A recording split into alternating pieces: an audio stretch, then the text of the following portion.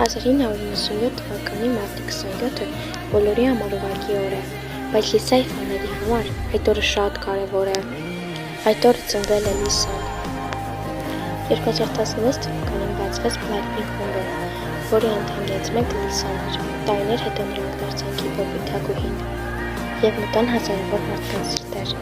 Լիսան ունի 3 հրաշալի ընկերներ՝ Ջենի, Ջեյսոն և Ռոզեն։ Ջենին խախտեց EG-ի կանոնը և Լիսայի հետ խոսեց անգլերեն։ Ջեյսոն փրկեց Լիսայի կյանքը, երբ նա փորձում էր ինքնասպան լինել։